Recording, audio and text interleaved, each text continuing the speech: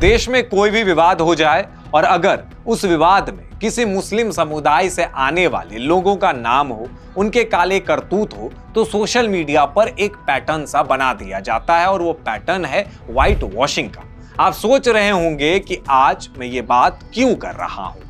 नासिक की TCS BPO में हिंदू महिलाओं का यौन शोषण हुआ, उन्हें अपमानित किया गया, उनके धर्मांतरण का प्रयास हुआ और ये सब करने वाले मुस्लिम टीम लीडर्स थे। लेकिन फिर से इन्हीं मुसलमान अपराधियों को ही विक्टिम बताया जाने लगा और विक्टिम भी दो तरीकों से बताया जा रहा है। कुछ सोशल मीडिया अकाउंट सीधे सीधे उन मुस्लिम आरोपितों को डिफेंड कर रहे हैं, तो वहीं देश के कुछ लेफ्ट लिबरल पत्रकार और न्यूज पोर्टल स्ट्रेटेजिकल तौर पर चुप्पी साध लिए हैं। टीसीएस के मुद्दे पर ना वायर कुछ कह रहा है ना स्क्रॉल। पहले टीसीएस की कहानी को ब्रीफ में समझते हैं। नासिक में टीसीएस के बीपीओ विभाग में काम करने वाली हिंदू महिलाओं ने आरोप लगाया कि कंपनी के 6 मुस्लिम टीम लीडर्स ने उनका यौन शोषण किया, फिर ब्लैकमेलिंग की गई, डराना, धमकाना और जबरन मुसलमान बनाने का दबाव बनाया गया। ये सब करने का आरोप है टीसीएस में काम करने वाले टीम लीडर्स आसिफ अंसारी, शफी शेख, शाहरुख कुरैशी, रजा मेमन, तौसीफ अत्तार और दानिश शेख। पुलिस ने अब इन्हें गिरफ्तार कर लिया और पूरे देश में इस मामले की चर्चा हो रही है। लेकिन वहीं कुछ लोग ऐसे भी हैं जिनको इन मुद्दों में मजहबी नैरेटिव ढूंढना है।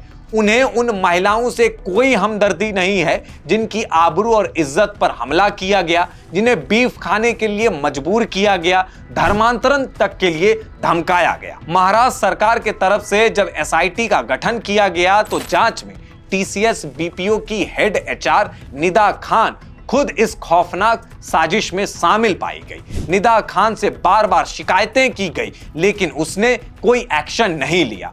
कुछ कर्मचारियों ने कथित तौर पर व्हाट्सएप ग्रुप बनाए थे जिनमें कमजोर सहकर्मियों को टारगेट करने के बारे में चर्चाएं होती थी। खुद को पत्रकारिता का पिलर मानने वाले द वायर और स्क्रॉल के पोर्टल को जब हमने देखा और वहां टीसीएस सर्च किया तो कहीं भी नासिक का मुद्दा नहीं दिखा।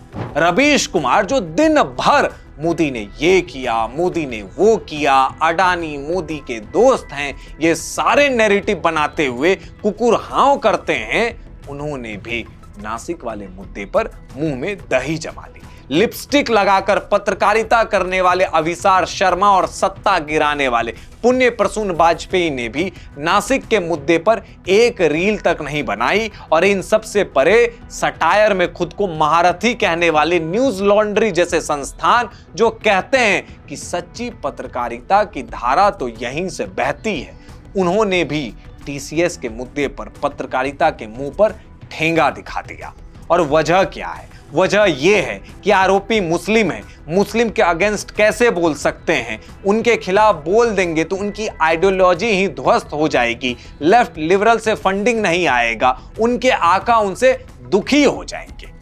ये बात हुई अभी तक चुप्पी साध लेने वाले लोगों की। अब बात होगी उनकी जो इन जिहादियों का व्हाइट वॉशिंग कर रहे हैं। और इसमें सबसे पहले आई व्हाइट वॉशिंग में महारत हासिल कर चुकी आरफा खानम। आरफा ने हाय तौबा अल्लाह अल्लाह करते हुए ट्वीट किया, देश में अब सिर्फ सब्जी बेचने वाले या फिर ठेले पर काम करने वाले मुस्लिमों को ही टारगेट नहीं किया जा रहा, बल्कि आईटी सेक्टर और हाईली एजुकेटेड वाले मुस्लिमों को भी टारगेट किया जा रहा है। और आरफा का साथ देने के लिए इरेना अकबर आ गई और इसने तो नासिक पुलिस के ऑपरेशन पर ही सवाल खड़े कर दिए। अब आपके मन में ये सवाल आ रहे होंगे कि व्हाइट वॉशिंग और स्ट्रेटेजिकली चुप्पी जो साधी जाती है उसको लेकर शय कहां से मिलती है? तो शय मिलती है इंडियन एक्सप्रेस जैसे अखबारों से। वही अखबार जिनके मुख्य संपादक का एक वीडियो खूब शेयर किया जा रहा था आज से कुछ दिनों पहले तक कि आहा संपादक महोदय ने क्या बोला है, क्या जर्नलिज्म की नजीर पेश की है। अब वही अखबार नासिक वाले मुद्दे पर टीसीएस के नाम लेने से कतरा रहे हैं और इस मामले की जब खबर भी की गई तो रिपोर्ट की शुरुआत की गई अशोक खरात से, और ये इसलिए किया गया कि रीडर्स के मन में ये डाला जाए कि सेक्सुअल एक्सप्लेनेशन सिर्फ मुस्लिम ही नहीं बल्कि हिंदू भी करते हैं। लेकिन इन्हें ये नहीं मालूम कि अशोक खरात और नासिक वाले मामले अलग अलग हैं। लेकिन पत्रकारिता वाली ज्ञान तो महज अवार्ड शो तक सीमित रहती है, जिससे अवार्ड शो बेहतर और रोमांचक दिख सके। और अब इसी कड़ी में कुछ ऐसे भी पत्रकार हैं जो खुद को देश के हर मुद्दे पर एक्टिव रखते हैं। नाम है फाइ डिसूजा। वही फाइ डिसूजा जो देश के हर मुद्दे पर इंस्टाग्राम स्लाइड तो बना देती है, लेकिन टीसीएस वाले मामले पर चुप्पी इन्होंने भी साध ली। और जब सोशल मीडिया पर इन पर क्वेश्चन हुए तो इन्होंने पोस्ट तो किया, इसमें सेक्सुअल हैरासमेंट जैसे शब्दों का प्रयोग किया और एक जगह रिलीजियस लिखा भी तो उसको पुलिस के बयान के हवाले से कोट किया गया। मतलब साफ है, मुस्लिम दोषी पाया जाए तो व्हाइट वॉश करो। पूरे देश में नासिक मुद्दे को लेकर आक्रोश है, लोगों के मन में गुस्सा है, लेकिन वायर, स्क्रॉल, आरफा, रबीश जैसे पत्रकारों को सिर्फ अपने व्यूज और लाइक के दुकान को चलाते रहना है।